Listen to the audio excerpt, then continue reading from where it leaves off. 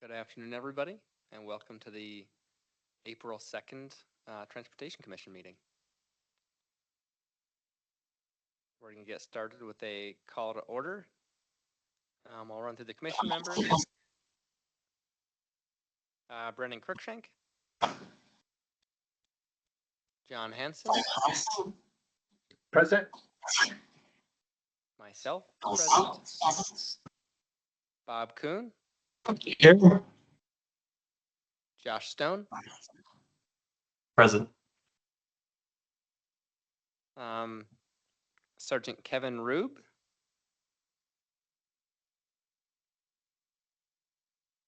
Mr. Bauman. I'm here.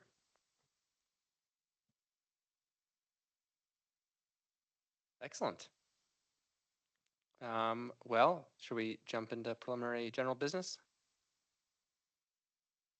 I don't see anybody from the public, so I'm going to skip the public comment section. Okay. Well, at this time, any member of the public may address the commission on any subject within the commission's jurisdiction that is not on this meeting's agenda. The Arizona Open Meeting Law prohibits the commission from discussing or taking action on any item that is not listed on the prepared agenda. Commissioners may, however, respond to criticism made by those addressing the commission, ask staff to review a matter, or ask that matter be placed on a future agenda.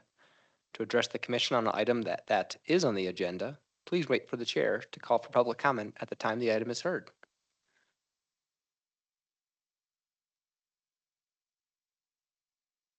And with that, we'll move on to the approval of minutes.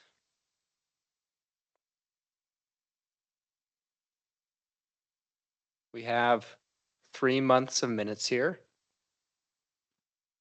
Does anybody feel passionate about taking any actions on them?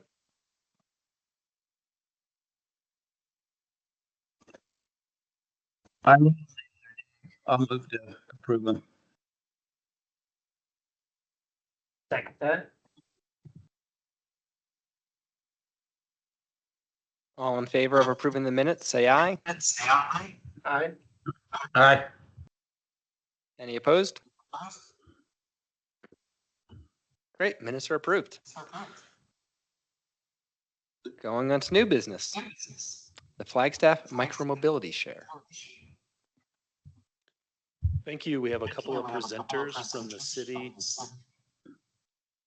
and Metro Plan. There we go. Thank you. To talk about Flagstaff micromobility share, they've done a similar presentation in a couple of different settings. They're looking for input. There's no action on this item. But kind of exciting stuff. We may see micromobility back in Flagstaff again, or shared mobility back in Flagstaff again. I don't have much else to kick this off. You guys are ready. Chris and Kim.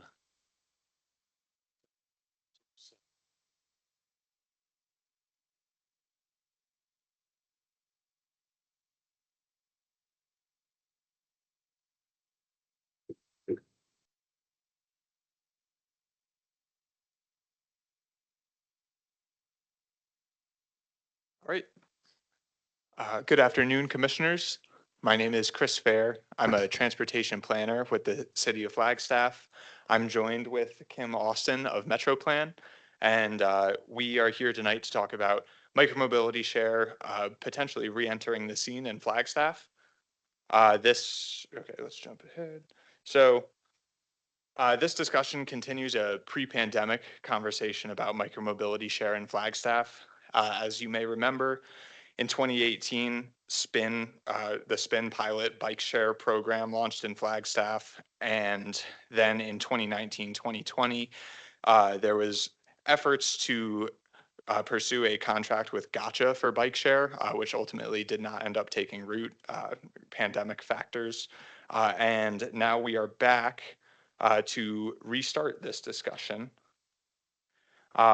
This presentation builds off of a similar one that was given to City Council in February of this year, where City Council directed staff to restart the conversation around micromobility share. This is a effort where staff and our interagency team, which is comprised of City, Metro Plan, NAU, and Mountain Line. We're engaging our key stakeholder groups and ultimately cultivating input to make a recommendation to council once this round is completed. Flagstaff's code currently specifies that micromobility share companies can obtain a permit to operate in Flagstaff. However, we need to either create a system to award permits, or we can elect to change code to prohibit these companies from operating in Flagstaff. So the agenda today is just to touch on the what's and whys of micromobility share, some research from peer cities, and then micromobility share, how it may apply to Flagstaff. We'll discuss some basics. So what is micromobility and shared micromobility? Well, this refers to modes of transportation that are very light, low occupancy vehicles, such as electric scooters or e-scooters, electric skateboards, bicycles, and e-bikes. Shared micromobility systems are shared and publicly available, generally characterized with short-term usage, and they are operated and parked in public spaces and right-of-way. If implemented properly, micromobility share programs can benefit cities in their goals towards climate action, reduced congestion and traffic, promoting physical activity, affordability of transportation options, parking issues, and tourism efforts. Micromobility is supported by Metro Plan and city planning documents. It's cited in the ATMP, Metro Plan Stride Forward Regional Plan, the Regional Transportation Master Plan, and the Carbon Neutrality Plan. And this is an interesting graphic that shows ultimately the Mountain Line's transit network and some potential future expansions and bus stop additions.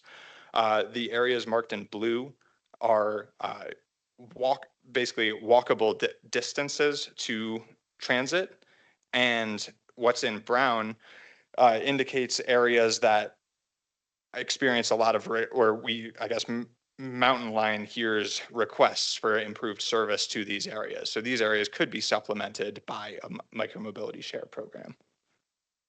I'm going to pass it to Kim at this time.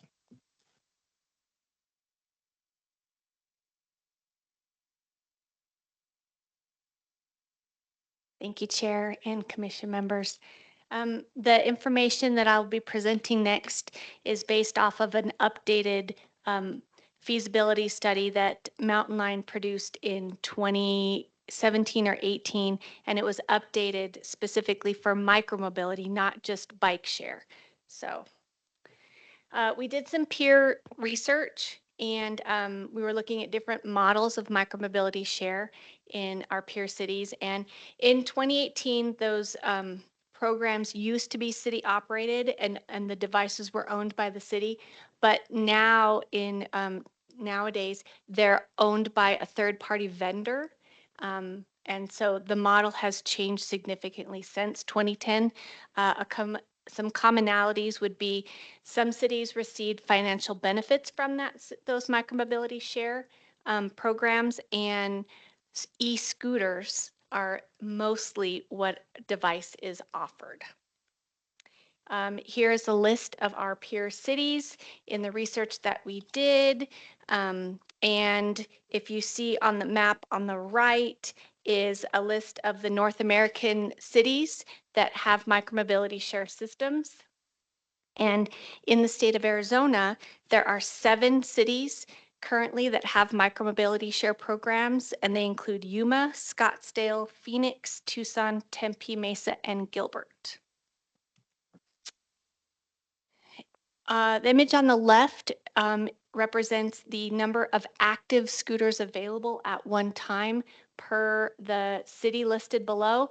And if you notice, the Logan, Utah, and Lubbock, Texas are very similar in size to Flagstaff, and there are only about 200 devices actively in use at one time. So, and then on the left, this is a graph that shows the growth in dockless bike share and e-scooter systems. And by dockless, I mean you don't have to take it back to a docked station. And so while the growth is still up, the new systems, this is what shows. I will highlight in 2024, 75% of the devices offered in these systems were e-scooters and only 25% were e-bikes. Just some commonalities with these peer city research that as far as city investment, they differ in their programming and the financial agreements built into either the permit system or the contract system. But many cities are paid through fees that are built into the contract or the permits or the use, the day use fees and those such. And then as far as city staff time, there are some operator requirements, but they must be balanced with city. So it's this combination of city staff time and operator staff time. And a lot of these have some sort of staff that manage, whether it's customer service or the relationship for the vendor or code enforcement or some such. This graphic here, it just shows kind of highlights from the SPIN program from 2018. And it was a 6-month pilot, and it's just a synopsis. And about less than 3,000 total trips were taken, mostly by students between the hours of 7 p.m. and 3 a.m. And this map actually translates to the transit map in the usage of where a micromobility share could support Mountain Line transit. Going back there are some risks and to manage with any shared micromobility. And I just wanted to kind of bring a few of those risks we felt might be concerning, or at least issues that we need to discuss prior to making a decision on micromobility. Personal injury would be the first one, because of course it's important to consider risk or injury. Some strategies to manage that risk might be to obviously have a user liability statement or agreement before use. Having contract provisions built in, having the vendors have contract liability through those vendors and those kinds of things. There might be some risk to assume on this one as well, just because of the human behavior on some of these devices. Parking. Parking is very important. We would not want any of these devices to be blocking access to buildings or sidewalks and such. So some strategies might be a parking incentive program where you reward points for proper parking, taking them back to a device, a proper place that's been designated for parking. These devices have geofencing capability, and it's a digital remote access to these vehicles, and you can slow them down in areas of pedestrian usage, or they won't turn off if you don't park them in the right place and those such. But it's interesting to note how many devices you can put in one parking spot, a traditional parking spot, I should say. Staff time, right? As I said earlier, staff time probably needs to be considered. Some strategies to manage this risk might be to use some sort of an intern or an AmeriCorps member or some such. Maybe adding in some fees into these contracts or permits to offset hiring a staff member or some such like that. But definitely additional staff should be considered with a shared micromobility program. And then of course, public perception. Changing public perception is hard, and it requires a multifaceted approach, highlighting the benefits while of course addressing the concerns. The city of Austin has coffee chats and a user database and such to manage their program, and it's a very successful program. And then compliance with bike ordinances. Ideas to manage this risk would be education. I'm always for education on where to ride, how to ride, where to obtain a helmet, maybe producing some maps that show areas where they can be parked or where they should be found or such. So that is important. And then of course, geofencing is really important in the management of this risk.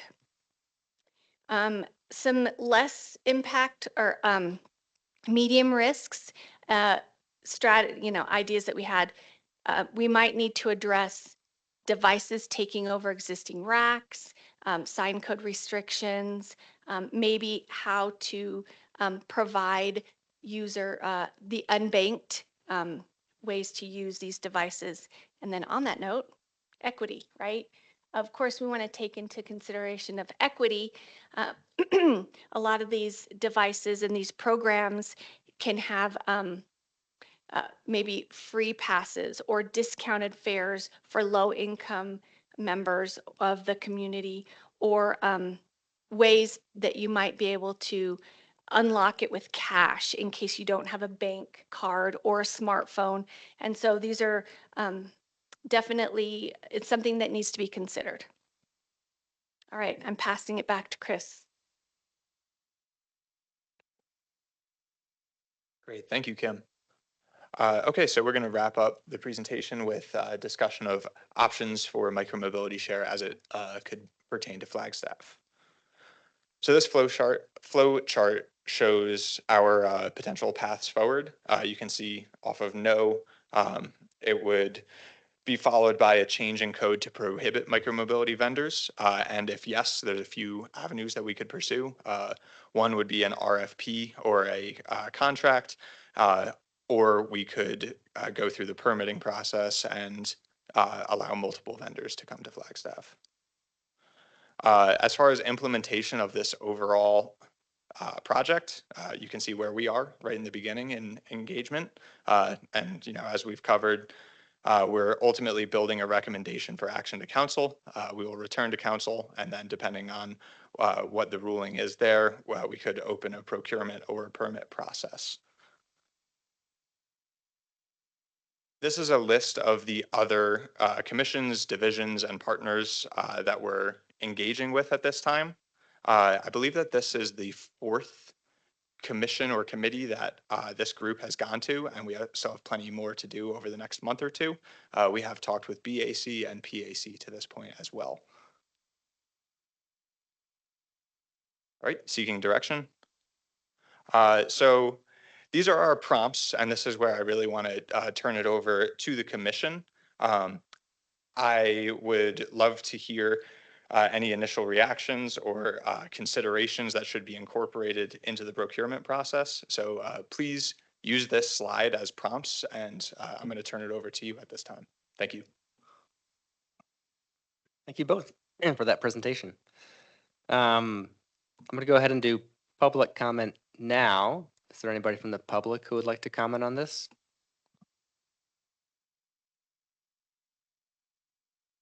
Not seeing anybody, so we'll move right into commissioner discussion. Questions or comments from any of the other commissioners? I'll comment. I was on the commission when we did the trial.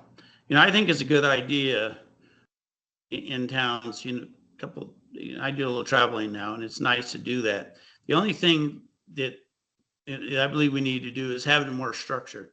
I remember the problems last time. So, the parking area, obviously the geo-fencing considerations, and one bit out. And I like the numbers of the towns equivalent to it so that it's not overwhelming. But, and then we limit it in certain, obviously, at certain times of the winter, they're capable of that. But we look at all those options.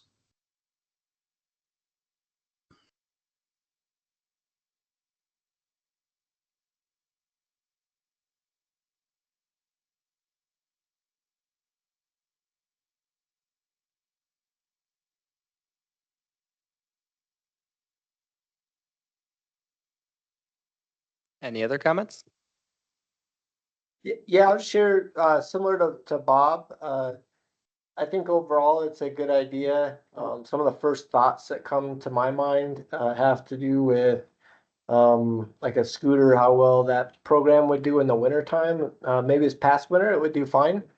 But on some of the winters where we get a lot more snow and ice, how that would be handled, and then just experience going to other cities where they have these programs, and just taking note of where it just seems like scooters or bikes laying all over the place. People get done with them and leave them where they're at, which I'm not sure how exactly you would manage that. I know with the geofencing, and then through some of the contracts with however that's set up with the vendors. Um, and then, yeah, I think that was primarily my initial thoughts, just the weather. And then I guess the other thought I had too, there was mention of Lubbock and another community that were similarly sized as far as population, and I think they're have a fairly large footprint as well. But if our numbers would be affected at all, just based on the size and distance from different areas in Flagstaff, how that's considered in the number of units as well, which is probably gets more into details when a vendor is selected or through that process. But all in all, great presentation. Thank you guys for taking your time to share it with us. It's very interesting. Thank you.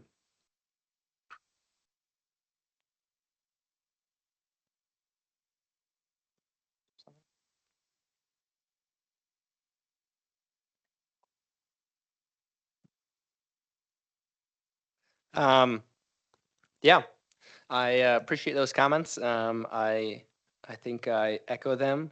The winter question's interesting. And yeah, just thinking of our downtown area, like, what does that look like? We don't have, like, some sections have pretty narrow sidewalks. And how do we manage that? Other thing would be in a lot of our neighborhoods, we also have narrow sidewalks or no sidewalks. And so, like, what does that look like? Like, where are they left? Out in the neighborhoods? And then I would love to see on slide 7, you add a whole bunch of these potential benefits, and it'd be great if there were people had done studies that documented or quantified any of those things, to be able to reference or provide for further information. It's always, yeah, hard to know. Like, in theory, they help with those things, but like when it actually comes down to it, how effective are they?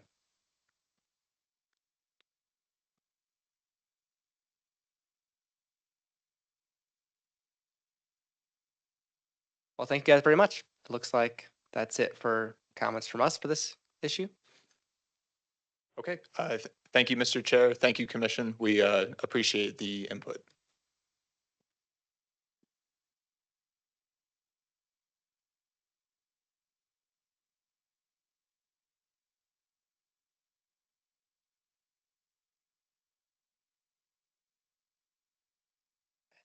Oh, yeah, great.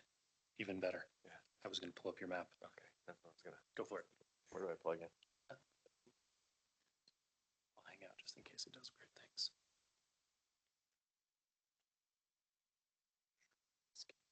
We can see.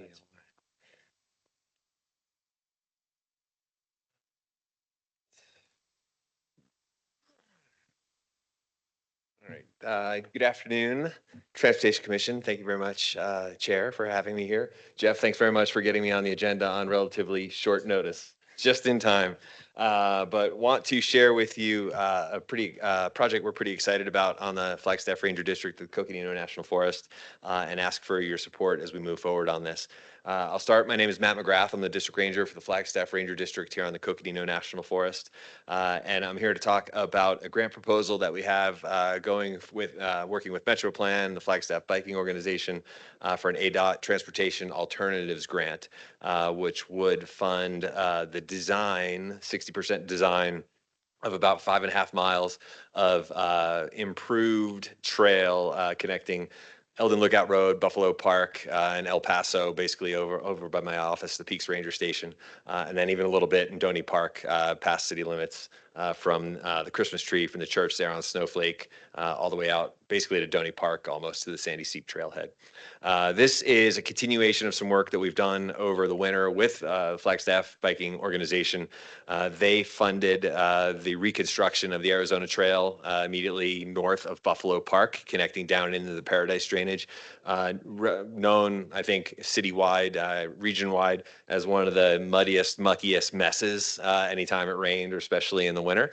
And actually through generous donations from Knackered Pepsi and Joy-Con, FBO was able to fund Flagline Trails, Matt Roberts, local guy here in town, to do that construction. And I don't know if folks have had a chance to get out there. It's about 48 inches wide, aggregate surface trail. So way more developed than any Forest Service trails, any of the 33 miles of trails we built in the last 3 years. Matt did a much better job in terms of development. And if you've had a chance to be on there lately, I ran up it about a week and a half ago after last snow. There were some snowdrifts still, and the aggregate surface trail really did prove, granted this wasn't a huge winter, proved to be a great all season, all surface, all winter trail. And there were some snow drifts and no erosion or anything like that. So we're really excited. So I have for you here on a map on the screen. And again, this came up kind of short notice. We've been waiting for ADOT to open this grant application period. I don't know, for months and months and months. And then finally last Thursday, we had a chance to move this forward. Thursday was also the day of the Pedestrian Advisory Committee, so my timing was too short to actually get it onto the PAC agenda. But we'll look, Martin said he would be able to get that on there for us next month, and we'll be looking to go to the Bicycle Advisory Committee. So a little bit different than normally we'd go to BAC and PAC and then come to you with a recommendation, but I'm pretty confident I know what the BAC is going to say about this, and I also think I know what the PAC will say about this. But if you take a look at the map, this basically we're envisioning this as kind of a quasi foots trail on the national forest. So rather than just the 2 to 24-inch natural surface trail that we normally build in almost all cases, this would be similar to the one that was built near Buffalo Park. That was 48 inches.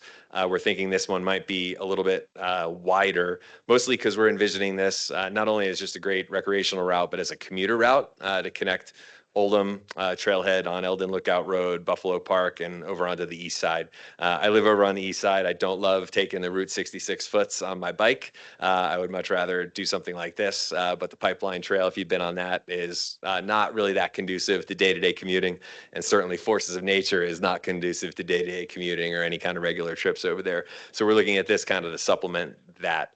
So it'll be 5.5 miles. This grant would be for $400,000, which would pay for 60% design, something like that. Flagstaff Biking Organization is putting up the match again. So that I think is about $24,000, if I remember correctly.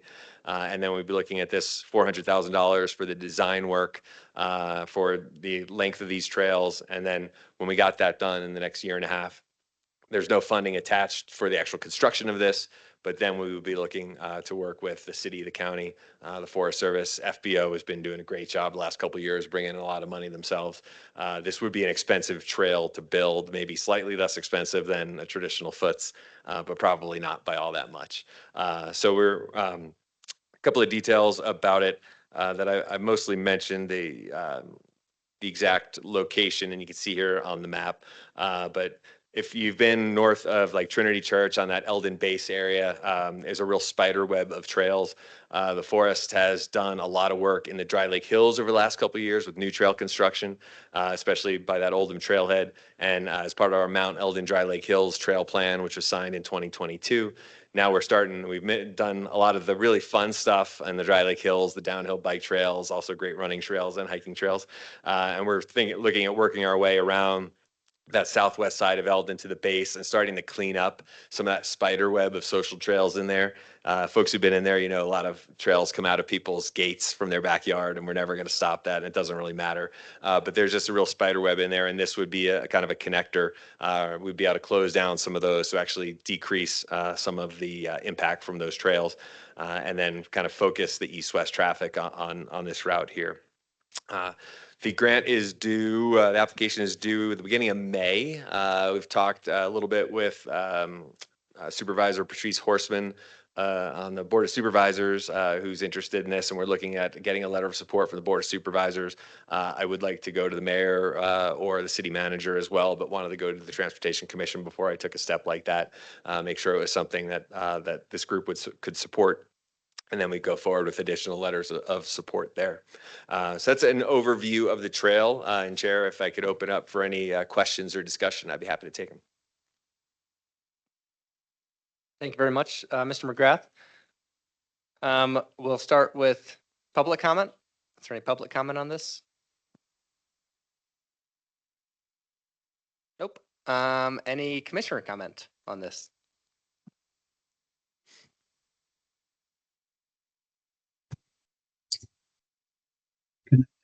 That in Florence, it's amazing how close Flagstaff is if you don't, if you go around the mountain like that.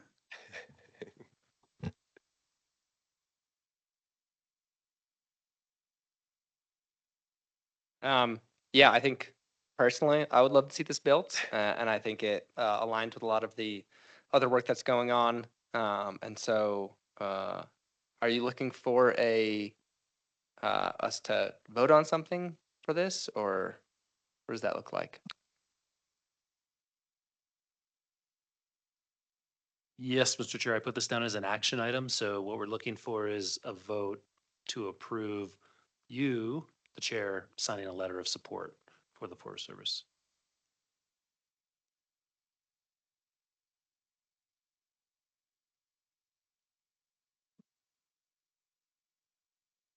And that starts with the motion. I was gonna say, I will make a motion that we vote that I can sign a letter of support for this. Second that? All in favor? Aye? Aye. Aye. Any opposed? Great. Thank you very much, Mr. Chair and Commission. I very much appreciate it. Thank you for your time. So the mechanics are, we'll work up a letter. I'll work with you on a signature and we'll get it routed. So piece of cake. Thanks, Jeff. Yeah.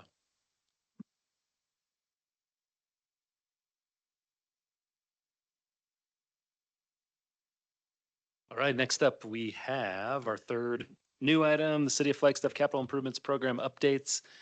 As I mentioned in the agenda packet that I sent out the full all-day presentation. That's not what we'll go through tonight. Tonight, we'll just go through the streets and transportation slides, which are roughly 20 slides.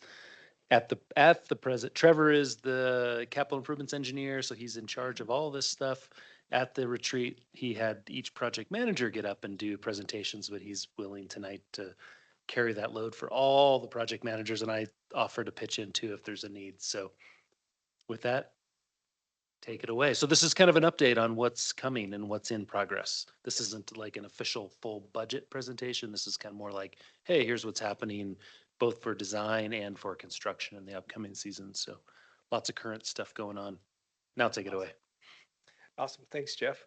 Good afternoon, Mr. Chair, Commissioners. I am, again, Trevor Henry, the Capital Improvements Engineer for the Engineering Division for here at the city. And we could go over 112 slides if you wanted to.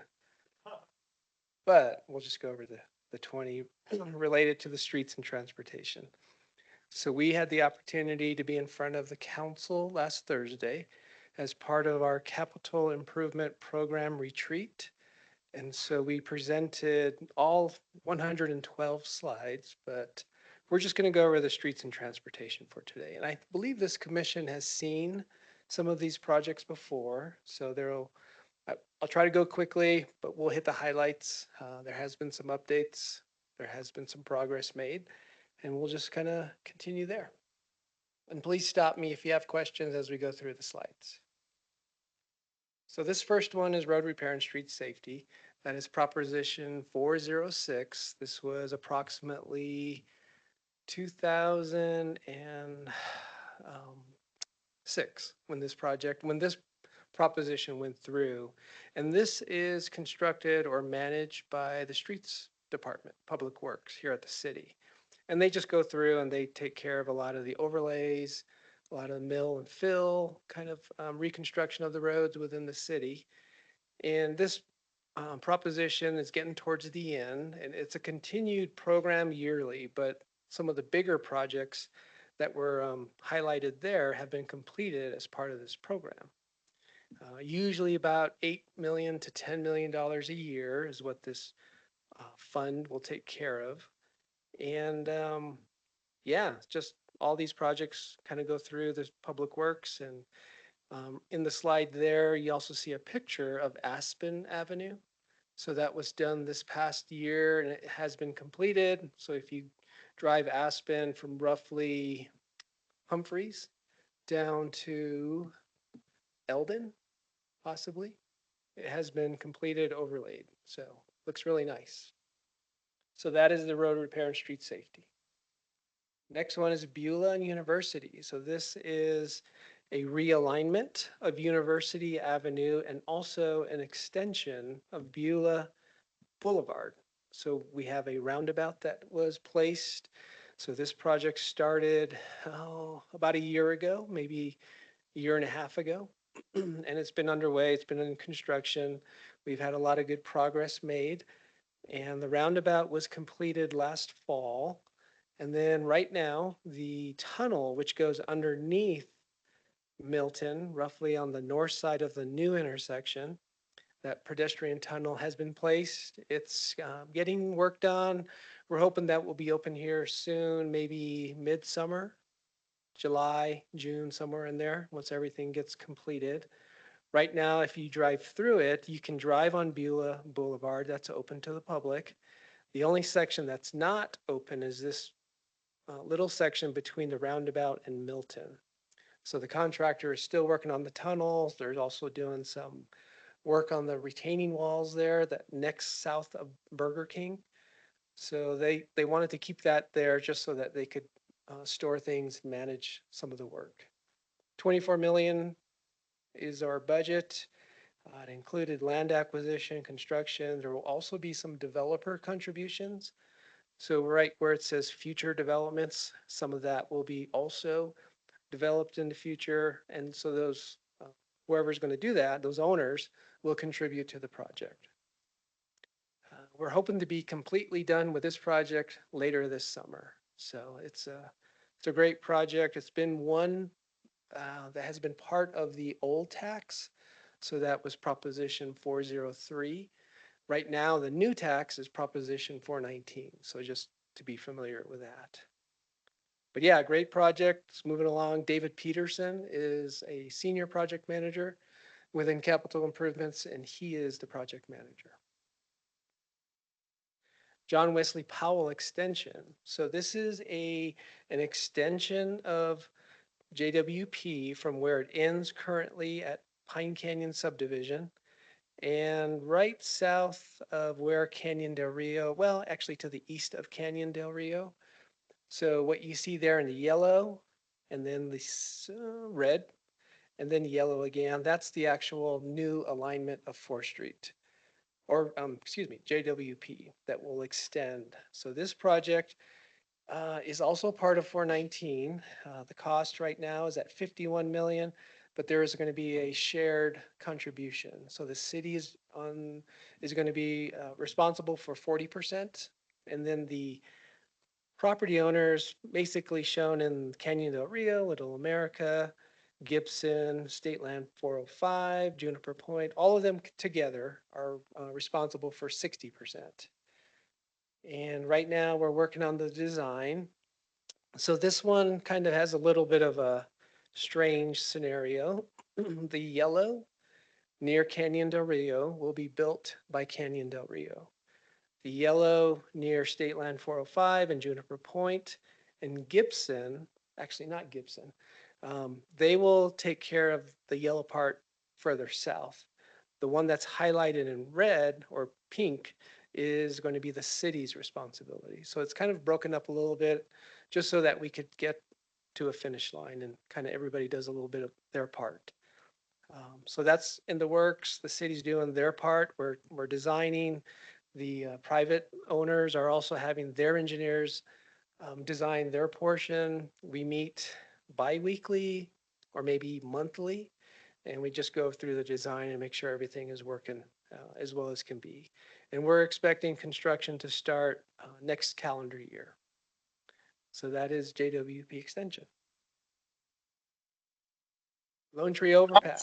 The question on the part from by the airport across, is that in the same time frame the other day? I said I'd ask.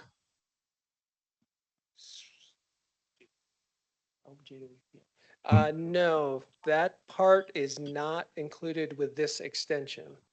That is a separate project that I think we have identified in the capital improvement program summary, 5-year, approximately 4 or 5 years out. So that's going to be fiscal year 29 or fiscal year 30.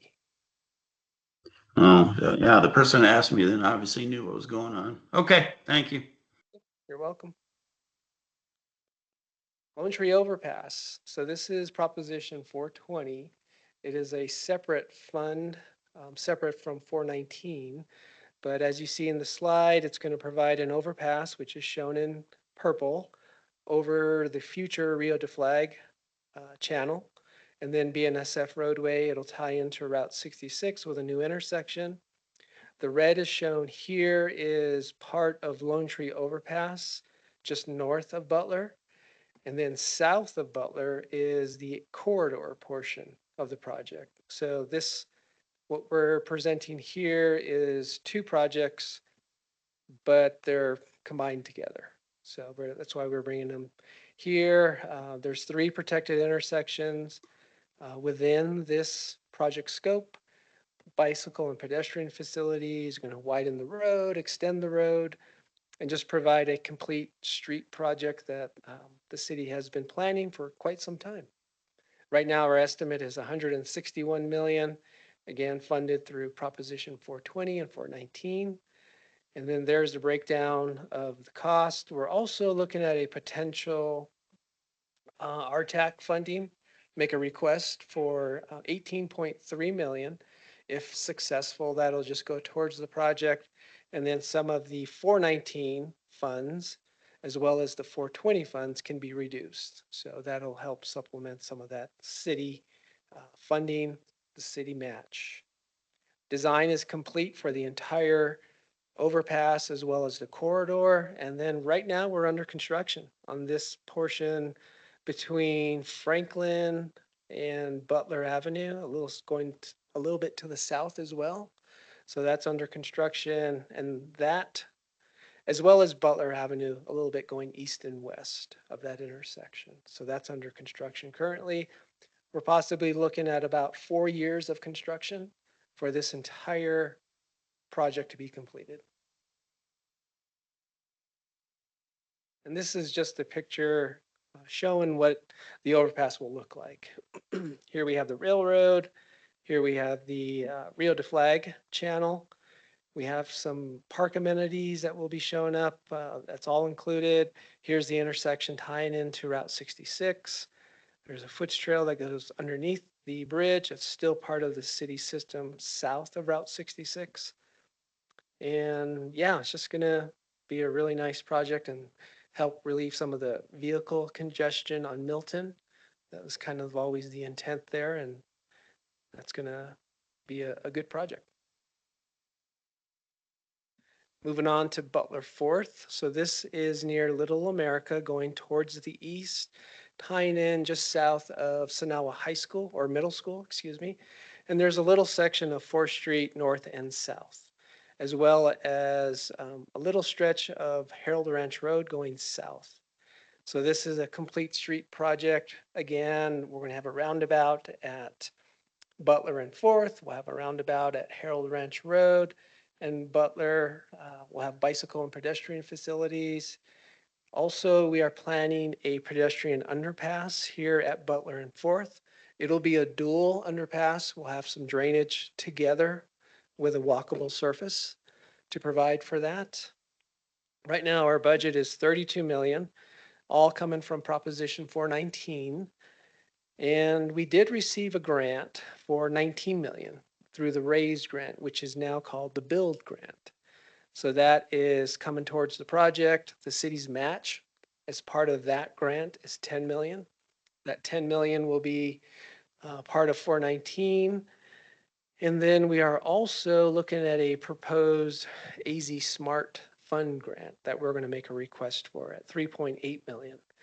If successful, again, that'll go towards the city's obligation and just help with that project. Had the design is, we're about at a 30% level currently, but we are going to continue to move that forward. And we're just kind of making sure the project itself is a complete project. It's the right project. We've had several presentations, a lot of discussions, open houses, town hall events for this project, just to make sure we're getting all the right feedback on what this project will look like. So for calendar year 25 and the first parts of 26 will be most of design, and then we'll jump into construction. It'll be a two season construction project. And there at the bottom, you can kind of see how it's broken down. We'll have a median, 2 lanes in each direction, a parkway, and then we'll have a combined sidewalk and bikeway, 11 feet in total. So that's what this project will look like. Smoke rise and Highway 89 signal. I am going to look back and see if Dave wants to come up and talk about it, because that's his project. Thank you, Chair Koenig and the Transportation Commission. Thank you, Trevor. My name's David Lemke. I'm a transportation engineer here at the city, and we'll give you an update on the Smoke Rise and Highway 89 signal rebuild. For some background, this signal was inherited or grandfathered to us from ADOT, and it has some outstanding deficiencies: missing signal heads, missing pedestrian signals, signal poles in the wrong place, medians are too wide, a whole list of items that we're trying to correct, or that we are correcting with this effort. Currently, the scope is the rebuild, ADA accommodations, curb ramp reconstruction, and we also tagged on an additional project into the design for Country Club Drive in Nestle Purina. We're replacing a mast arm out there that's been struck by large vehicles, and our budget is $700,000. We're on track, like we're spending as much as we allocated, which is great for our design. We're hoping to complete the design this month and then move on to construction next fiscal year, and we are still on schedule.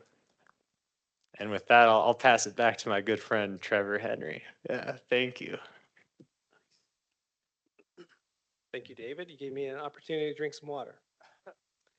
All right, the next project is 4th Street and Lockett Roundabout. So this is an HSIP project through Arizona, or through ADOT. They are administering the project. They provided that grant, and then the city also contributed some money towards this project. And again, there's going to be a roundabout at the intersection, which currently has a signal. We have some pedestrian crossings, beacons, Z crossings. We've had a lot of interaction with the council, which allowed us to investigate the Z crossings, the beacons. A lot of good discussion with this project as we move it forward. We've talked with FUSD, we've talked with CCC, we've talked with Pine Forest Charter School, just making our way through this project. Roughly about 7 million is what the budget is. The city has their share. ADOT through the HSIP grant has their share. And this project is actually started last week. So there has been some preliminary work that has gone on, and they will continue to move that forward. The plan here is to close this intersection and start really going to work on the roundabout May 23rd. So that's when school is out for the summer. Now, in relation to that, there is another project, the Spruce Wash. That is Proposition 441. That is the bond project that is going to take care of some of the flood mitigations due to the museum fire. So currently that project has Linda Vista closed. So that project will open Linda Vista, and this project will close the intersection. So to make sure that we're not closing 2 roads at the same time. So the plan there is to make sure Linda Vista is open and the intersection can be closed to continue this project. Full closure again there, May to August while school's out. And this project will be complete later this fall. So good project, moving it forward. Butler Avenue Complete Streets. So this is another complete street project funded through Proposition 419. Here in the picture, basically it's from Milton Avenue to a place just east of Sawmill Road. We'll have separated bike lanes. So this project was initially started as the separated bike lanes, phase 1, 2, and 3. That is where we placed curb bumpers along the edge, the stripe line between the vehicles and the bike lines along Butler Avenue. And then we progress to actually now elevate the bike lane. So it's going to become part of the sidewalk. So here in this picture on the bottom, you'll see what the section will look like. So now the bike lanes are elevated to the same elevation as the sidewalk, separating itself from the vehicles. So that is what basically this project will do.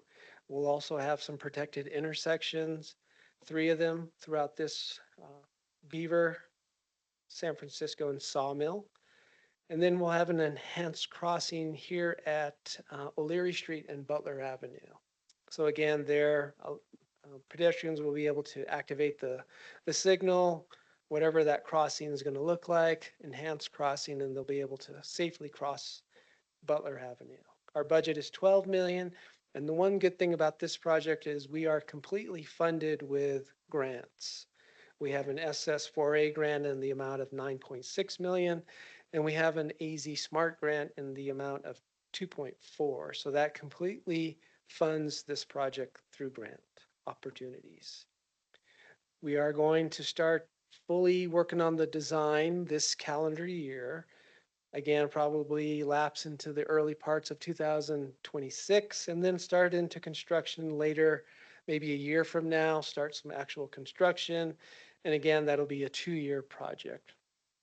So if you remember earlier, we talked about the Lone Tree Overpass project. So we are going to coordinate those efforts there. We're definitely going to make sure we don't put improvements in twice. So Lone Tree will do their part, and it's not feasible for us to come in with this project and take them out and put back new improvements. So we're going to coordinate to make sure everything is done once and done to coordinate. Country Club and Oakmont intersection. So this is one of the older projects that has been on the books for a little bit. This is on the east side of town, just south of FAC East. And this intersection has a lot of safety concerns. There have been some crashes, some events there that just required us to further investigate what we need to do. South of this intersection is a grade elevated hump that you have to go over. So we're just looking into this project to see what can be done. We've initiated a 15% feasibility study with a consultant. And we have roughly 3 options that we can look at. We can either do some additional 2-way stop control, which is what's currently there. We can do an all-way stop control, which is all 4 legs of this intersection. Or we could do a small mini roundabout. So those are just 3 options that we can look at, and we'll just further investigate as we move this forward. And again, we're at 15% feasibility. Our budget is $2.2 million, and there's the breakdown. We're going to continue to move this forward through that feasibility study, and should we move forward with one of those 3 options, we'll just continue the design. But what we have done here is this, for construction of this project, has been moved out 2 fiscal years. So fiscal year 27 is when this project will begin construction. So that's the Country Club Oakmont intersection. La Plaza Vieja Phase 2. So initially this was a traffic calming project, and it included 2 intersections. Kingman, Clay Avenue there is to the east, or to the west of this intersection. And then we had Florence, Malapai, and Clay. So those two intersections were part of the bigger La Plaza Vieja traffic calming. We did phase one approximately a year and a half ago, which was completed to the west. And now this is phase two, which we are wanting to move forward with. This picture doesn't show, but we have crosswalks on the north side of Clay and also on the south side of Clay Avenue. Our budget is 1.2 million, and we had made a request for federal earmarks for this project about a year and a half ago. Currently, we were told we were not successful, but we also included the Amtrak project, which is part of the downtown mile. We did hear that Amtrak portion received a different grant, a Chrissy grant. So now we're in the process of trying to make a request to take that money that was allocated for the Amtrak platform and move it to this project so that we can begin work on it. We don't know that outcome yet or that result, but that's kind of our first plan. Second plan, option B, is to go ahead and make another request in next year's budget for another earmark for this project. But at some point, we will move this forward. And basically, it just provides bump outs for traffic calming, very similar to what was done with phase one, which was further to the west. And that is yes. Quick question about this one. Does this get rid of that bush on the southwest corner of the street?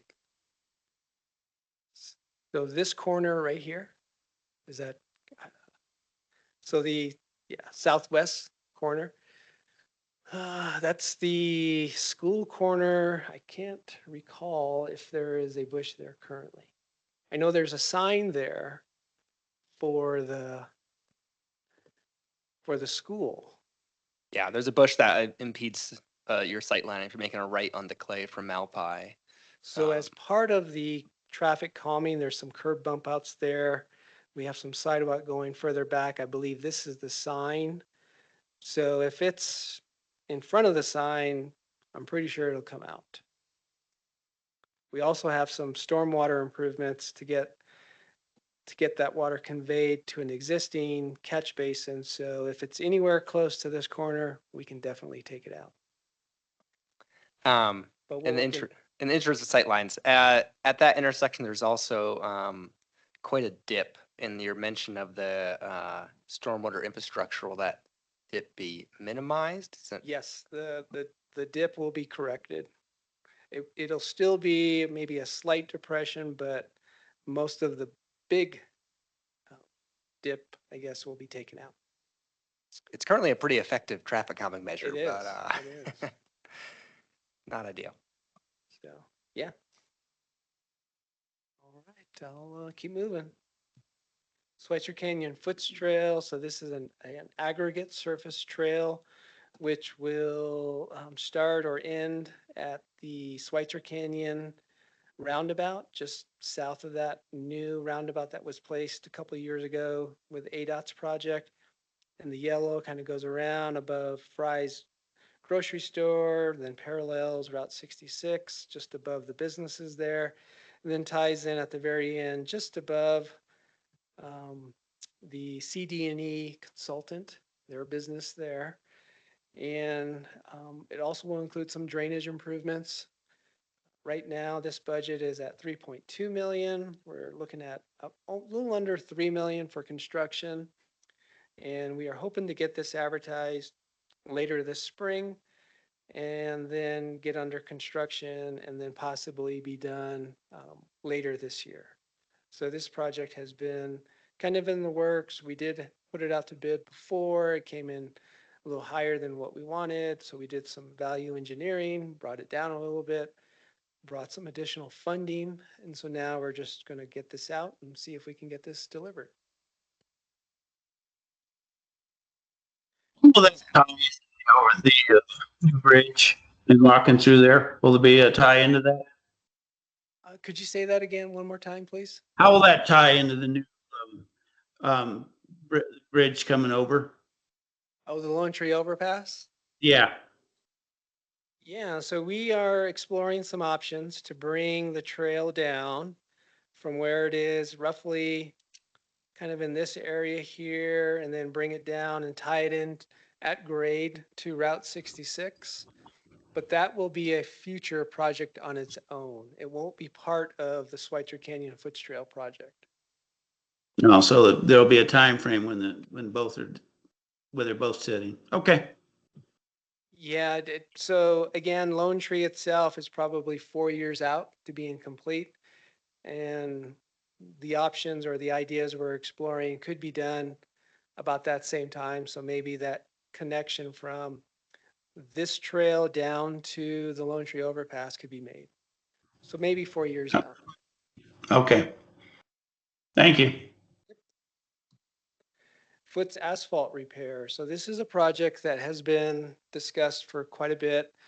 The city has a little over 8+ miles of asphalt trails, and sometimes these trails kind of deteriorate and get into a really bad condition.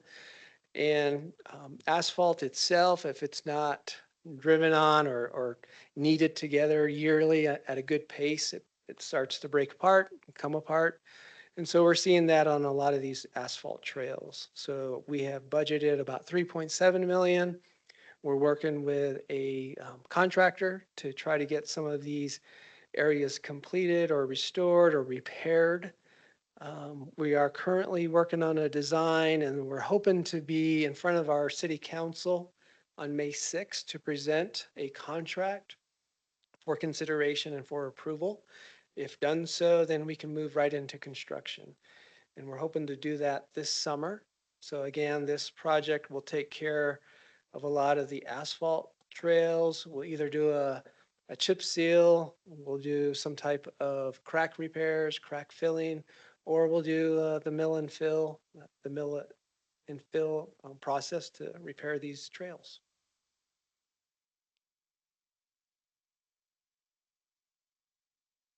And then we're going to kind of get into some of the foots trails or the sidewalk projects as part of 419. We do have Martin Ince, who's the owner of this program.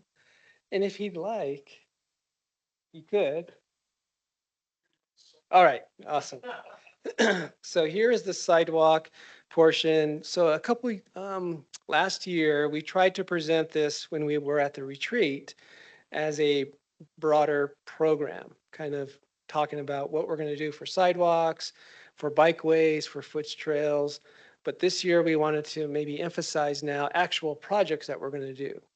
So this one is part of the sidewalk category of 419. And this one in particular is Linda Vista sidewalks. So roughly from Paradise down to Cedar Avenue, we are going to add sidewalks to the north side of the road. And that is kind of what it's looking there. Existing is just basically a slip ramp with some drainage on the edges. And then what we're going to propose here is a bikeway, a bike lane with a sidewalk portion. So this is what we're going to add here. And this is part of the Spruce Wash program that we're adding this sidewalk property to, this component to. And it is the wedge project, which is GMP number 5 of that program. But that's currently underway. They're doing construction now. They've removed the asphalt there. They've done some grading, and they're just going to continue on to put in this new bike lane, new pavement, and a new sidewalk. So that's part of the Linda Vista sidewalks. Another foots trail, this is Mountain View Access is what we're calling it. And the purple lines represent the connections. So earlier, one of the commissioners asked about the connection from Schweitzer Canyon Foots down to Route 66 or Lone Tree Overpass. So that's shown there in this purple section here. They're calling it the North Schweitzer Canyon Foots north of Route 66. There's an NAU campus portion, which is here roughly by Mountain View. And then there's a south side at Ashers. I'm not quite sure where that is, but Those will be represented in purple. So here we're just planning to do a lot of connections.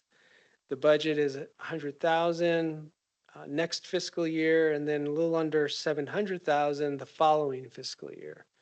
So these are possibly going to be combined with the Lone Tree Overpass project. The Lone Tree Overpass is shown in purple or blue, excuse me. So again, those are some good opportunities to combine those foot trails with a bigger project to actually get them completed and delivered. Keep going. Another foot trail, this is at Sinclair Ridge. So this is D. Miguel School, kind of in the University Heights subdivision. And there is an existing trail roughly that's kind of planned or is already there in the yellow. And what we're talking about is this blue section. Again, these are like opportunities to complete sections and just tie them together. So this is the one we're calling Sinclair Ridge. And it's there to connect the existing trails and just provide a walkable surface down to D. Miguel School. Our budget is 35,000 next fiscal year, and then 100,000 the following fiscal year. And typically, we like to design them in one fiscal year and then actually deliver them as part of a construction project the next fiscal year. So that's kind of why you see it broken out that way. There are easements already there. There has to be some additional discussions with FUSD as part of D. Miguel School, and just kind of working through that effort. But this is Sinclair Ridge Foots Trail, and we're hoping to get this delivered, start working on it soon. Another Foots Trail project, this is the Leaf Center, just there south of Sawmill. And the section that we're talking about is again in blue. So this new development, which is student housing, completed a foot trail portion in yellow. And then we have another section of foot trail which ties in from the northeast. And then we have the Sinclair Wash, trail. So all of these kind of don't really have a tie-in. And again, this is an opportunity for a foot trail to be delivered and constructed. The budget right now, 69,000 next fiscal year, and then 310 the following fiscal year to deliver that, mostly on city parcels. So I think everything is in a good place for us to get this work completed. We do need 2 easements. I believe one of them is for the area, the parcel to the northeast. And then there might be another one a little further, again, a little further south on this new proposed trail, but 2 easements that we will have to explore and get acquisition on. Right now, this is a conceptual design, and then we will just continue to move this forward into a formal design and then get it completed for construction. And now we have a foots trail called the single track for forest access. So this is working with the Forest Service. These are trails shown in the darker colors, kind of brown. What they'll do is they'll just kind of connect single track trails, a lot of connections there that maybe aren't there, but maybe are now informal trails. So this project will just complete those, tie them all together, provide access between foot systems within the city, recreational single track trails, again, those informal trails that are there, but not really up to standards or something that will tie it all together and make it complete. We have $50,000 next fiscal year to explore what we could do there, maybe do some construction. I believe this program also will work with pros just to figure out how we can get a lot of this completed for the budget that we have shown there. But that's a good opportunity to complete some of these single track trails that are located in the forest. And now we're going to talk about some enhanced crossings. So part of the roadway, bikeway, pedestrian program 419 also has crossings. So we have a potential site here on Humphreys at Fine for a beacon type crossing. So this was studied by our transportation section. We have a lot of students that ride Mountain Line, get off maybe a little further to the north here at one of the stops, and then they try to make the crossing to get to school. So the school currently has limited their bus schedules. So a lot of the students now take Mountain Line. And so at this point here is where they're starting to cross. And at certain times in the morning, certain times in the afternoon, they try to make a crossing, but you get a lot of vehicle traffic heading there and moving along. So there might need to be an additional study of what type of crossing that we can place here. There's a lot of work that we will have to do with ADOT. This is their right of way. So there's some work there that we need to explore. Again, just kind of our budget there, 100,000 next fiscal year and then 500,000 the following year if we move forward with construction. And there's also going to have to be some additional infrastructure placed. Should we place a crossing here, there might be some additional sidewalks, may have to improve them, may have to update them as they lead towards the school and then going to the east. So may need some sidewalk connections, just a lot more improvements that may need to be explored with this project. But this is an enhanced crossing. Push the button, whatever type of flashing beacons are acceptable is what will be explored. So again, this is a crossing, enhanced crossing as part of Proposition 419. First mile, last mile. We're working with Mountain Line on this project, so they received a grant just under 7 million, and the city has a share of 20%. Mountain Line has a share of 80%. And so there's going to be a series of sidewalks, bike lanes, and enhanced access to transit is typically what they're looking for. So what's shown in that map there, the blue are the sidewalks, the purple are the bikeways, and then the spot locations, most of them are on Fort Valley or would be the enhanced crossings. So this is first mile, last mile. City match is 1.4 million. We're roughly at a 90% design and construction. Again, I think the first part of construction that you might see as part of a GMP is here on Huntington.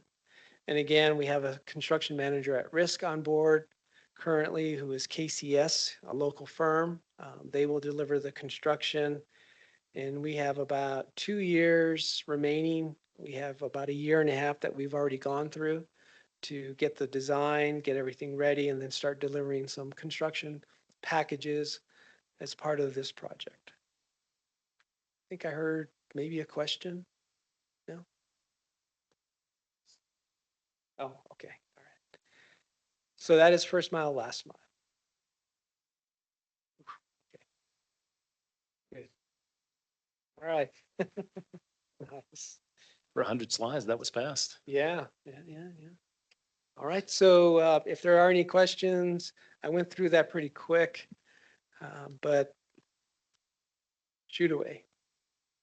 Thank you so much, Mr. Henry. Let's start with any public comment, if there is any. So let's do commissioner comments.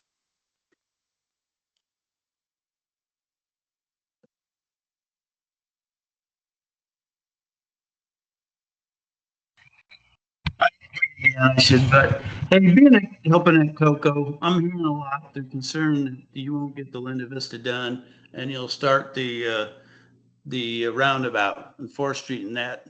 Is there a guarantee that you'll get they'll done before they'll start that? Yes, Commissioner. We, again, like I had mentioned, we have coordinated with ADOT on their project. And Linda Vista, where it's currently closed at the crossing, this will be opened. Okay. So I can tell everybody you're assuring that it will be open before they start that and close that. That is what we are conveying. That's what we're shooting for. That's the plan. Okay. We will not have both areas closed at the same time. All right, I'll let everybody know when some days, I work a couple days a week, Cocoa. So yes, I'll let them know that.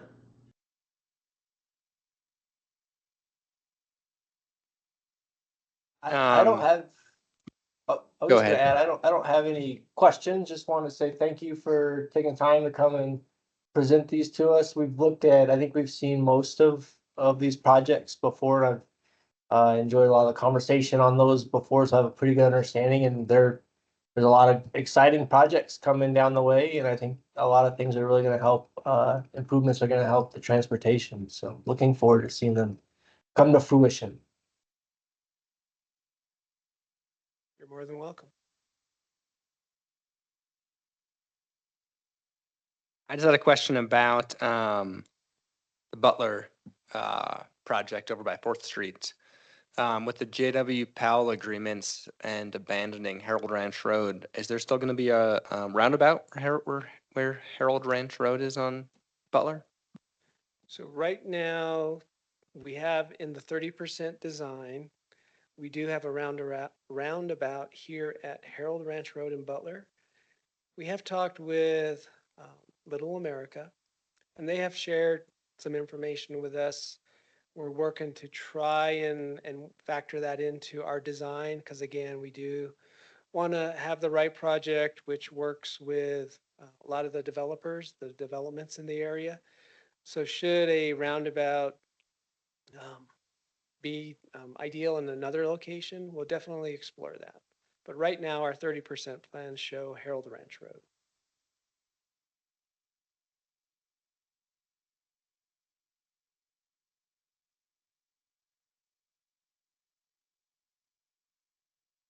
I think that's all the comments I have. I was going to ask you if you were doing the Butler Avenue Complete Streets and Lone Tree, but it seems like you've gotten that question before, and you guys are doing your best to not redo work.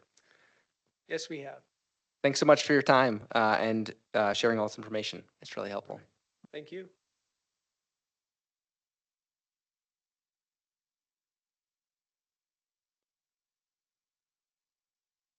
Thank you, Trevor.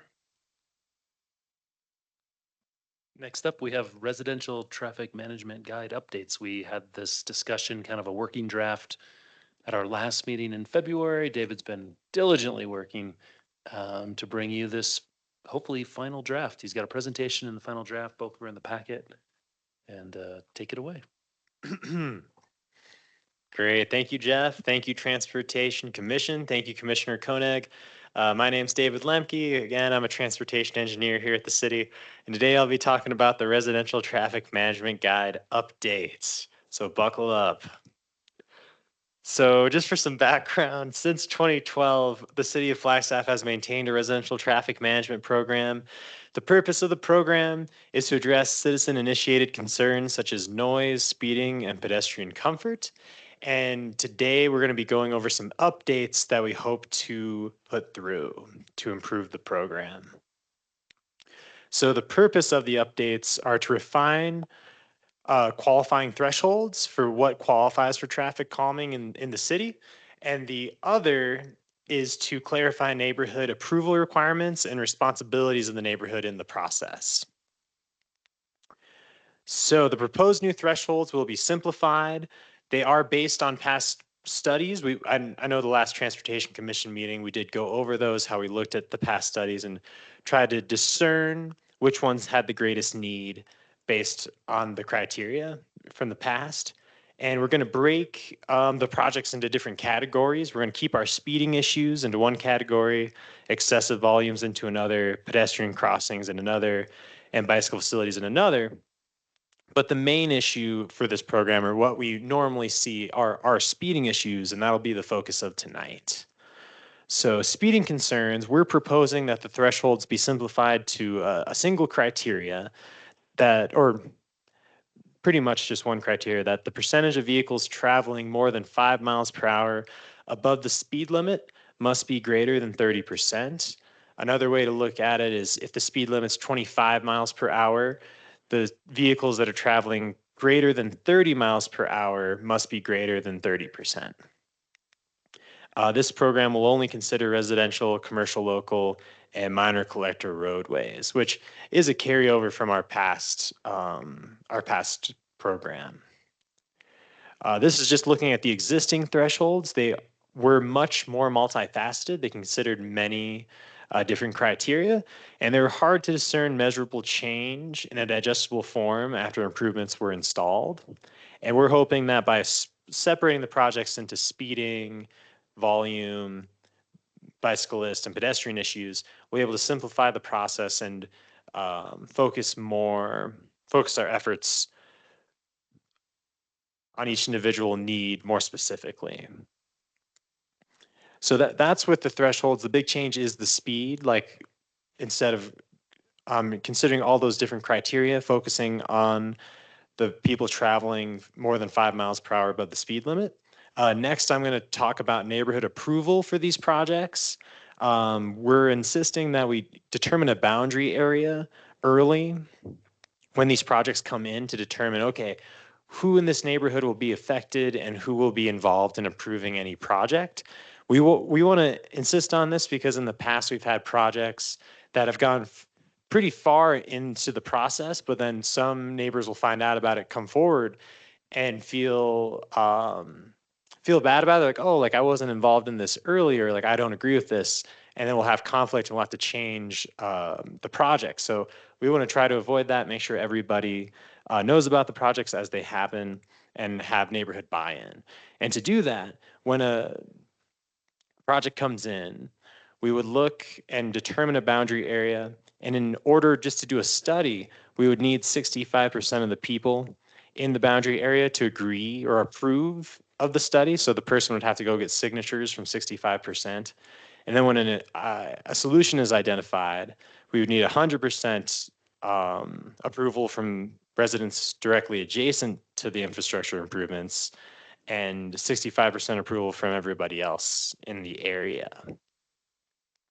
I wanted to give an example of how we might choose like a boundary area. So if this is University Avenue, if we had a project going on at these intersections, we might look at something like this, just reasonably choosing the houses within the area that will be affected. And depending on them to make decisions on if this would be approved by the neighborhood or if it wouldn't. I want to go through a few examples of other communities just to give you an idea of how other communities do it and where we fall with them.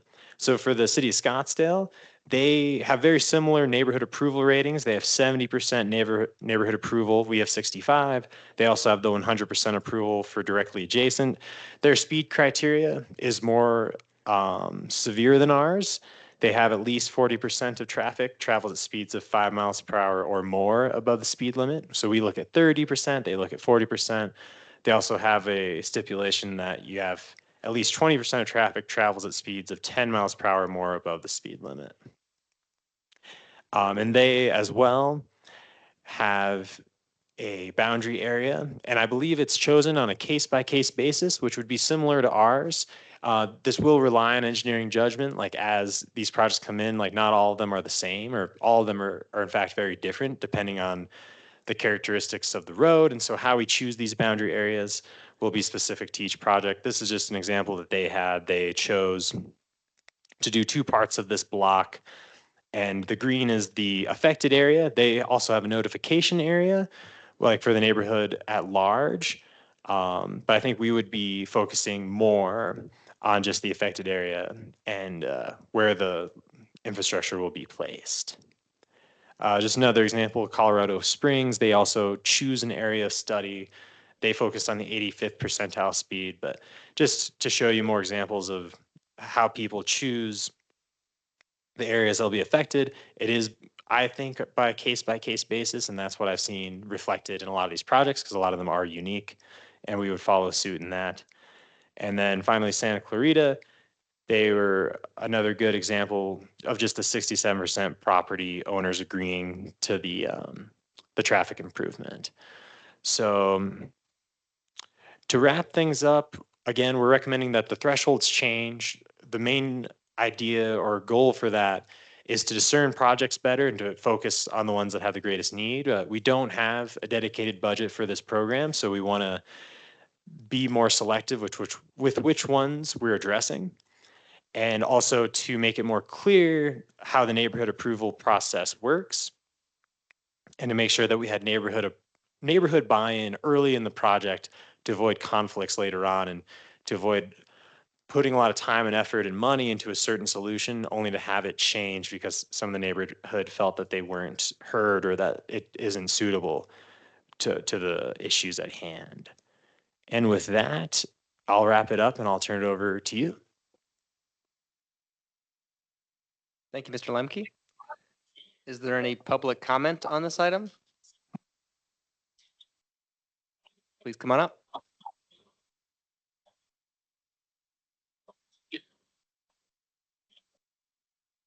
Hello, I just had a quick question about that resident approval process. So how do you guys do that? Do you go like door to door and like ask like the signatures for people, or is it like a vote that you guys put on a sort of like ballot type thing? I'm just curious what that process is for residents to approve these traffic changes. If you could just state your name for the record for us, thanks. Sorry. My name's Drew Stanley. I go to NAU. I hang out. It's a good time. All right, thank you for that question. So since I've been here, when we do neighborhood approval, the first time we attempted it, we created an online survey, and then we sent out postcards to the neighborhood and asked them to complete the survey through the postcards. We had some issues with that, like some people just wouldn't respond, so we did end up going door to door and knocking. But it's still early, or like we haven't done too many projects with this neighborhood approval process, but how it would go under the proposed changes was after we established the boundary, we would send out postcards detailing it, but it would be the responsibility of the citizen who came forward to really garner the support. Like if people weren't responded, they'd be the ones to go knock on the door and like get the approval. We wanted to make it more citizen led. Does that help? Yeah, it's just my other question to that would be like, what would happen if people just didn't respond? Is it just 100% of respondees, or does that have to be every single person that would get that? We were going forward with every person in the boundary area. Our goal is to make them reasonably sized. So in this one, I think we have about 25 to, like, we don't want to do boundary areas of bigger than 30 typically to make it reasonable to get responses from everybody. We recognize that it can be challenging to get responses from everyone. So if it gets to the point where like they've knocked on the doors and they're not getting any responses, I believe we would look at the situation at hand and make a choice like, oh, like, do we have enough to go forward? Or is there just not enough community input and should the project end? Some of those finer details we haven't ran into yet, and I think we would address them as they come.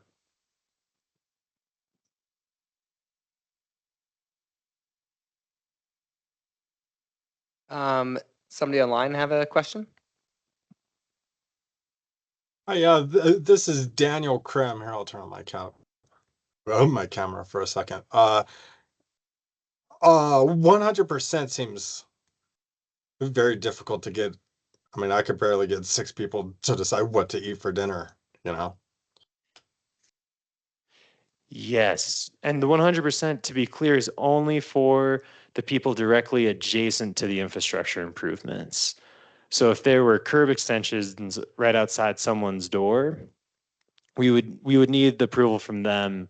Otherwise, the project wouldn't go forward. And it is challenging to get that sort of approval, but we want to make sure that we're using our resources to the best of our ability. And if we don't get the neighborhood buy-in and it goes in and someone's really upset and tries to fight it, that can just really extend and complicate the project. Yeah, I see in the example you're showing, there's 19 I guess they'd be homeowners. And if one of them said, I say no to everything, no. Yes, that is how it's set up. And that it would be no to that proposed project. We could try to come up with a different solution that doesn't involve that property owner. So there is some flexibility, but we do want to have the neighborhood approval be stricter to conserve the resources. And Jeff might be able to help me answer this one too. So the image you have up right now is the 65% boundary? Yeah. And the 100% boundary, I think you had another slide that showed the immediately impacted. Yeah, kind of like this. So typically immediately impacted is like 4 people or 5 people. And we've seen this in a lot of the other documents that we reviewed, and we've talked to people, and it's all the things you said. And it's also, some of these things have some negative consequences for the people that live immediately adjacent, like they lose parking, or they have, acceleration and deceleration that they didn't used to have. So before we install things that are good for the neighborhood, but may have some negative impacts on the people immediately adjacent, we want to make sure everybody's on board. I just wanted to add that little piece. Yes. Thank you. Yeah, I was confused. I thought it was the 19 people. You had to get 100% of the 19. If it's 4, that's a lot easier. Yeah, I'm sorry for the confusion. Yeah, it's just the people immediately adjacent. So typically 4, something like that. It'll depend on the project, but yeah.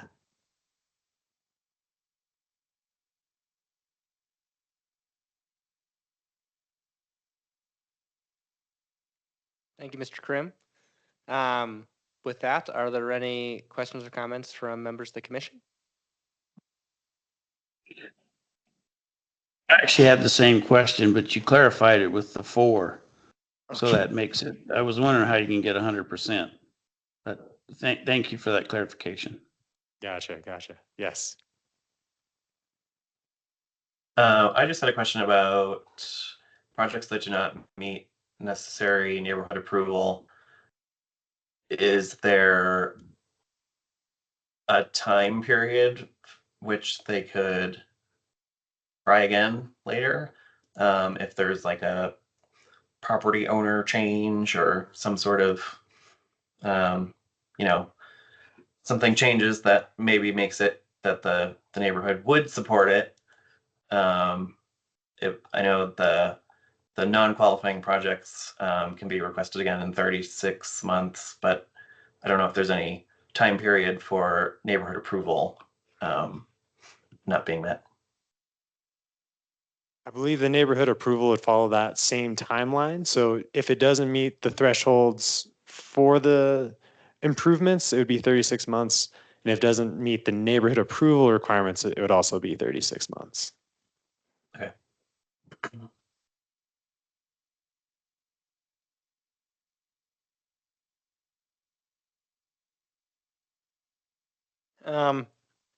I noticed in your wording, you list residents, and sometimes people also mention property owners. And so I like the idea of residents or the property owners. And I wonder if it's worth clarifying primary residents. Again, if somebody's a second homeowner and they don't respond, I don't think the rest of the neighborhood should have to suffer for that impact. So yeah, it'd be nice to have that clarified. Certainly. I believe we were choosing property owners originally, but I can see the benefit of having more flexibility of it just being the permanent resident or whoever is living there. That can be something I talked to Jeff about and make sure we're on the same page, like make that not just specific to property owners. I'll have to ask Jeff and the team like what we think, and then if we put that into the final version, I could notify you.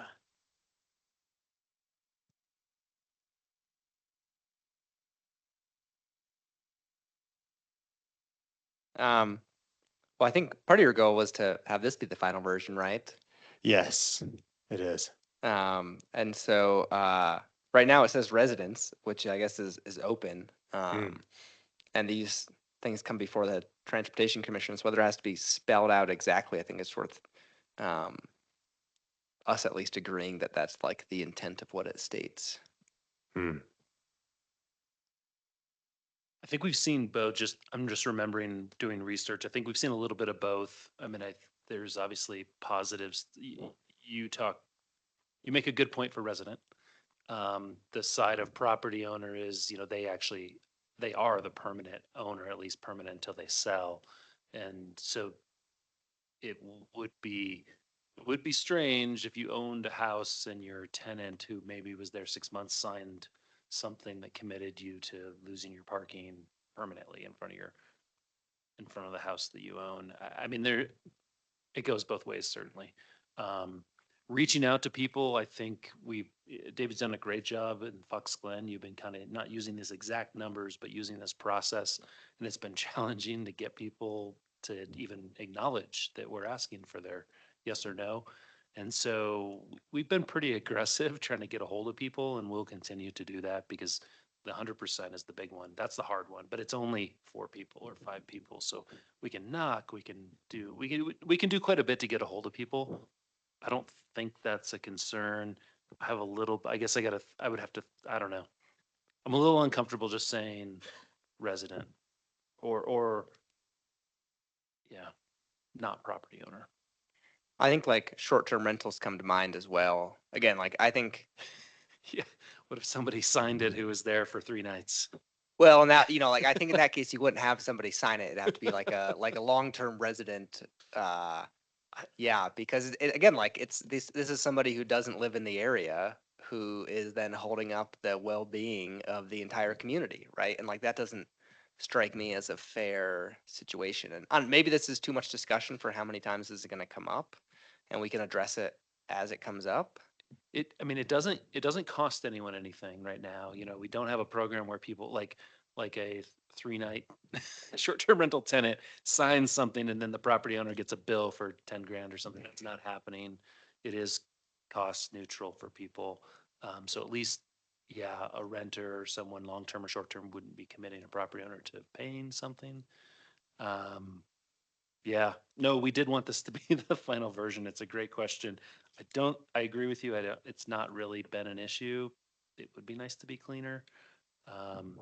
We are looking for a vote, and you can certainly put, recommendation. You can say, hey, I want to see this changed in a section. We can modify that before we make it actually final, but we could still get a vote done tonight.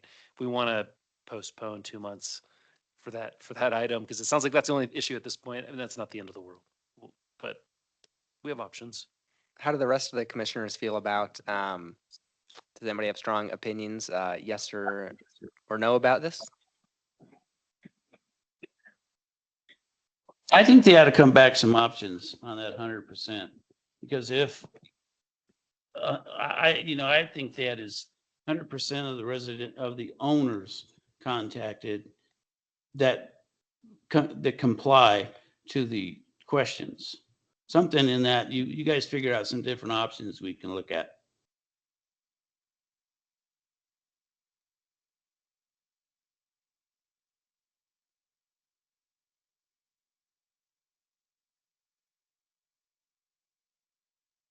Okay. Yeah, it sounds like I'm not the only one that feels that way. So sorry to make you guys come back yet again. Thank you very much for the work you're putting in this, though. I think it looks good. I did check on my other question I had for you, or what the other evaluation criteria are, but you have all that stuff in the plan itself. And my only other question is, have you talked to the BAC or PAC about this, seeing as we have a pedestrian crossing and bicycling concern? We haven't yet, no, but that's a good idea.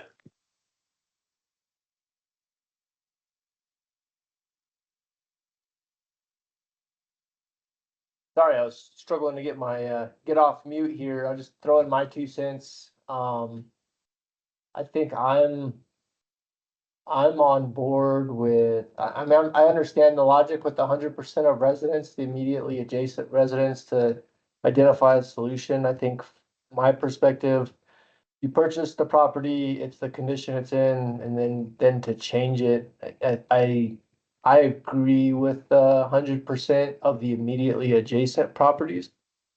And I do also agree with the residents being, you know, the count, I guess, the vote or the say on the property being the owner as opposed to a tenant for the reasons we're talking about. So again, just to add my 2 cents, I definitely hear what Brandon and Bob are saying. So, or Jeff, I'm sorry. Thank you. And I don't know if there's an opportunity, like, this isn't a law that gets passed, and so if you can have a clause that just says, like, it can always come before the Transportation Commission or whatever, like, it's nice if this happens and it automatically kind of goes forward, but, to try and get all this stuff perfectly worked out for all the different conditions, like, that's also some of the reason that we're here, so, yeah.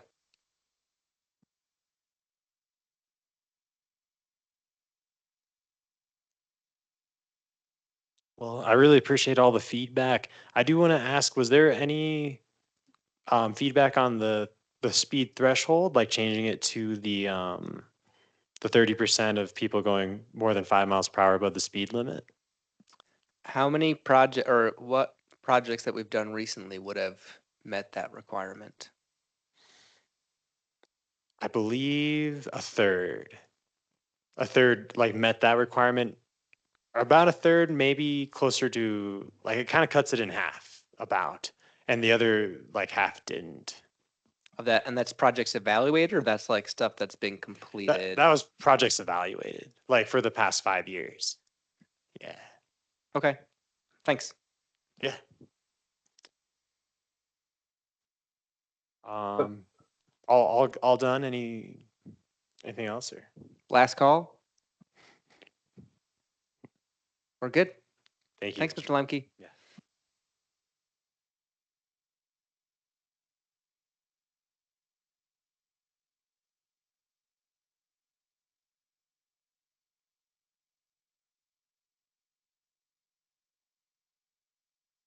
Looks like next up is concluding general business. We have reports here. I know we've had at least Mr. Krim, and so I guess, is there anybody from the Bicycle or Pedestrian Advisory Committee that has any comments they'd like to make to the Transportation Commission?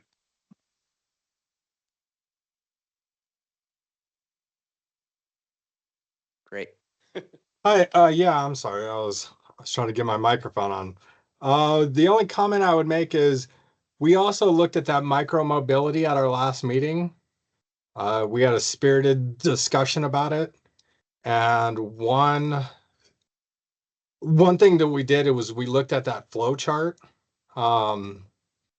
where it was, do we want to do it at all? If we do want to do it, do we want RFP or do we want it to be to allow a bunch of companies to come in? And I think it was a little bit split on whether or not to do an RFP or to have a bunch of companies I'm allowed to come in. But I think it was pretty unanimous that that we wanted it to be to have the option to have micro mobility come to Flagstaff. And then we also discussed the ratio of bikes to scooters. And I think I think kind of a few people thought that a 70-30 split, because the companies want to bring scooters. But if we could have at least 30% bicycles mixed in there, e-bikes, and maybe at least some regular bikes as well. That's kind of the stuff that I remember off the top of my head that we had discussed on that one. I think that's it from the BAC for for now, but we have decided that we will send one member from the BAC to you guys' meeting every month. So you should be seeing us a lot more. And we're trying to be more communicative. I think we authored a letter at the end of last year, and I think we're going to try to do more communication. But thank you guys. Great. Thank you, Mr. Krim. It's great to see you. Thanks for attending. And I do have to run. I'm sorry. I do have to go. I've got to pick up my truck from the Babbitt dealership. They close in 15 minutes. Thank you guys.